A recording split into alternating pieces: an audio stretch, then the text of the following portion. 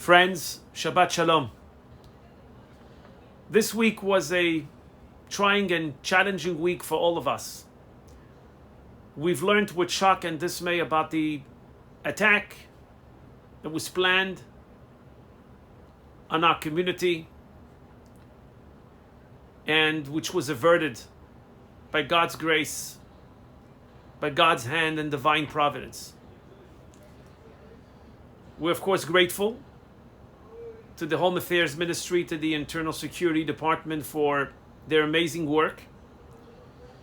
And very often their work goes unnoticed and it's not given due credit.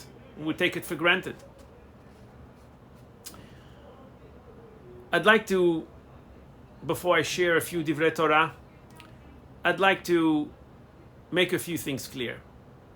First of all, to tell you, all of you, our friends, our members, our congregants, our guests, that we are committed to ensure the security and safety of all of you in our premises.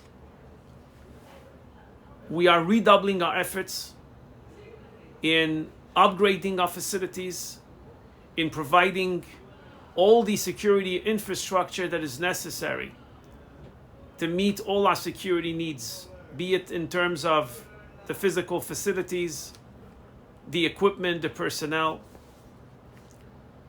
And we are going to make sure that we maintain these standards at all times. I was also given the assurance from the authorities that their surveillance, not only at the Magen Avot Synagogue and Jacob Kabbalah Center, but also at the Chesedel Synagogue and at our school, the Sir Manasseh Meyer International School, is going to be enhanced and given all due consideration in view of the events that we just experienced a few days ago. I wanted to also mention here something that is of great concern to me.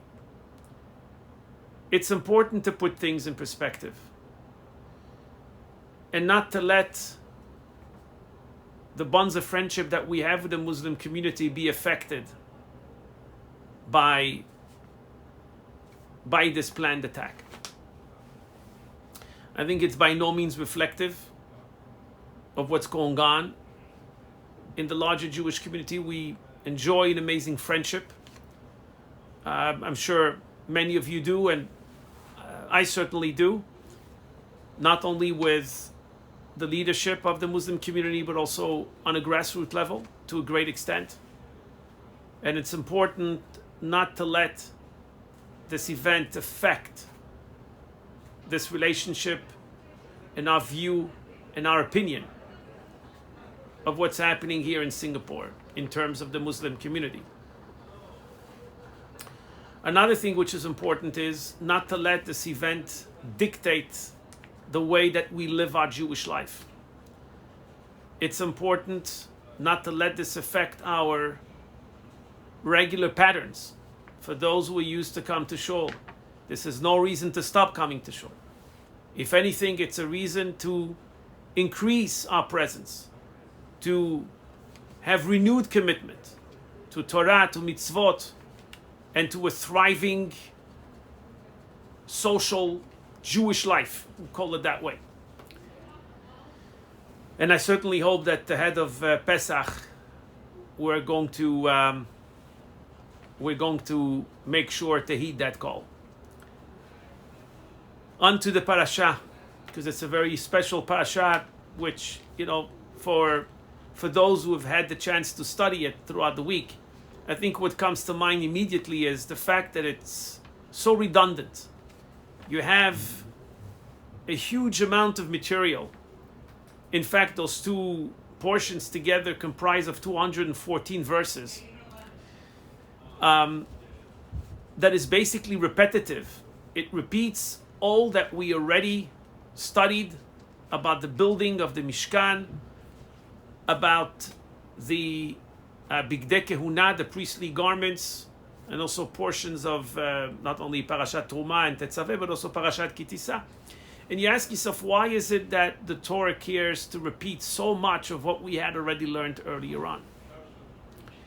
I mean, insofar as the earlier portions of Truma, Tetzaveh, and Kitisa were about the command to build the temple and to make the priestly garments and so on and so forth. Here we have the actual implementation of those commands, but it's pretty much one and the same. In fact, Rashi in his commentary says very clearly that, you know, he had already explained all of these commands earlier on, and so, you know, you can see that Rashi's commentary is quite abridged. It's quite small. And we also know that the Torah spends tremendous amount of effort in making the actual text very, very brief. So, for example, the entire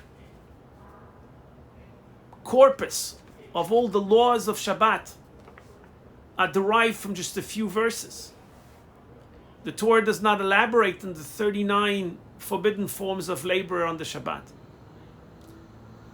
Sometimes even a word like et, which is, you know, a word you find in the Torah everywhere.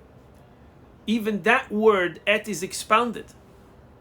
So, for instance, when it says et Hashem Elokecha tira, that you have to fear your God, what does the word et means? It's coming to include, says Rabbi Akiva, the Talmidei Chachamim, that we have to fear the Torah scholars. When it says kabed avicha v'timecha, to honor and to respect your father and mother, that includes also et achicha agadol, your older brother, and so on and so forth. So even the word et is coming to teach us something unique and special. So why is it that here the Torah goes at great length to really repeat so much of these concepts that we had already learned before?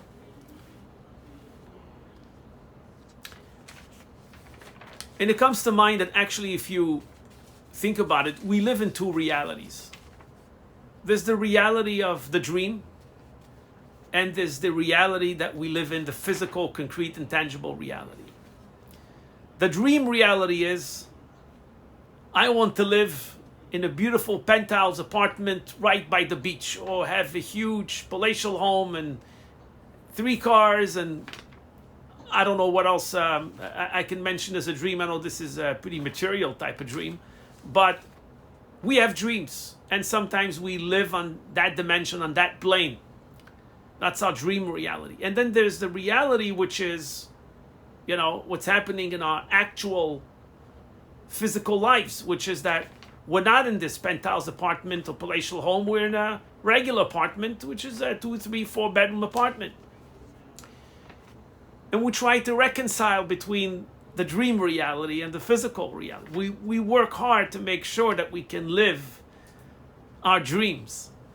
And the same as well, you know, when you look at other areas of life, you take, for example, the dream of Israel to land a craft on the moon. Well, what happened there? They spent $100 million, and this is a craft that traveled from Earth, from our planet to the moon. It went for 7 million kilometers, and in the last 10 minutes, it wasn't able to make a successful landing. So here, sometimes you see a gap between the dream and the reality. We also know of what happens in the world of politicians. So there is the politician that makes all these promises before he's elected, and then there's the politician after he's elected. And these are two different people. Again, dream and reality. Many American presidents made the commitment to declare Jerusalem as the capital of Israel, and after the election, they just ditched the promise. It took President Trump to do it, with all the controversies he was involved with, but we have to give him credit for that. As a parent once says, I was a good parent until I had children. So there is the abstract reality and there's the physical reality. The reason why the Torah is repeating these two parashiot, these two portions, repeating all this material that we all already know from before, is to teach us the very basic truth that we can actually make our dreams happen. The Torah gave us here an example of how a bunch of slaves, they were not trained to be craftsmen. They didn't know if they had all the materials needed to build the Mishkan, the sanctuary, and to make the priestly garments, so on and so forth. But they rallied to the task. They did as they were commanded. And they were successful. In fact, and this is really interesting because we tend to forget sometimes that the blueprint for the universe is the Torah. As we learn in the Zohar, that Hashem looked in the Torah in order to create the world. Istakel be'oraita uvara alma. So if the Torah is the blueprint for the creation of the universe, certainly the Torah cannot stand as an obstacle to implement its own commands. Often you have people telling you, oh, I wish I could observe the Shabbat better, or, other important commandments, important mitzvot. But it's so tough because of the demands at work, various other commitments. And of course, if the entire universe, the world you live in, and everything that's in it is actually created by Hashem and was made with the Torah as a blueprint, certainly that very same Torah cannot be an obstacle for you to live a meaningful Jewish life based on Torah and mitzvot. There is an individual who once approached the late Lubavitcher Rebbe, and he asked him the following question. He says, I have so many commitments. I work so hard at home, at work, and doing all the things I need to do. And I can't cope. And what the Rebbe answered to him is something quite extraordinary. He said to him, the first and most important thing is that you must make the conscious decision that you can do it. Once you take that step, once you will have the resolve and the conviction that you're able to make it happen, it will happen. And that is exactly what happened with the Mishkan as well. Hashem helped us, give us the strength, give us the resources to build the Mishkan. And He gave the push only after we did our part, only after we came forward and we built the sanctuary to the utmost of our abilities.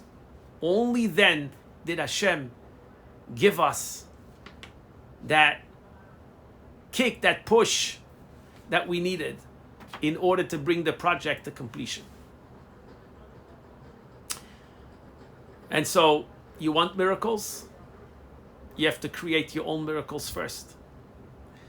You find this idea expressed so beautifully in the story of Batya, the daughter of Paro, and Moshe Rabbeinu.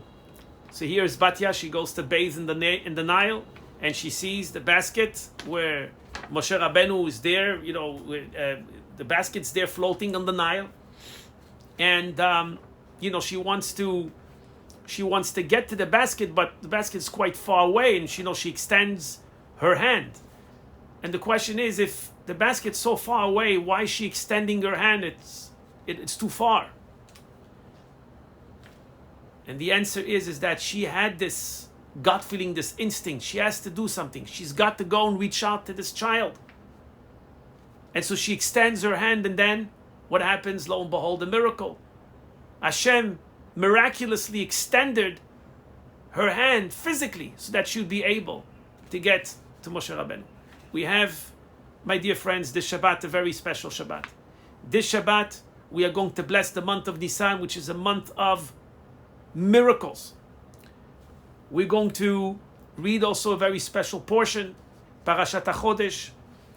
That is a portion that you read right before Rosh Chodesh Nisan. And so, this month of redemption, I think, is there to send us the clear message that when we think about the redemption, the coming of Mashiach Tzidkenu, the coming of the Messiah, our righteous Redeemer, we often think of this as an abstract reality. And here as well, if there's a message we learned from this parasha, is that this abstract reality, it will remain abstract unless you actually bring it down to live it in a physical and tangible and concrete way. By connecting to it, by doing everything you can to make it happen, because every mitzvah brings us closer to the redemption. Every deed of goodness and kindness brings us closer to that era of perfection, of unity, of wholeness. And it's up to us to do the job to the best of our ability, and then Hashem to kick in and to give us this final push. I hope and pray, again, although I mentioned it before, I hope and pray that the events that transpired this past few days and are not going to impact the quality of your Jewish life. I really, really hope and pray that we'll come and celebrate together Pesach the way we can and should. And in the meantime, only the very best in health and happiness to your community. Shabbat Shalom.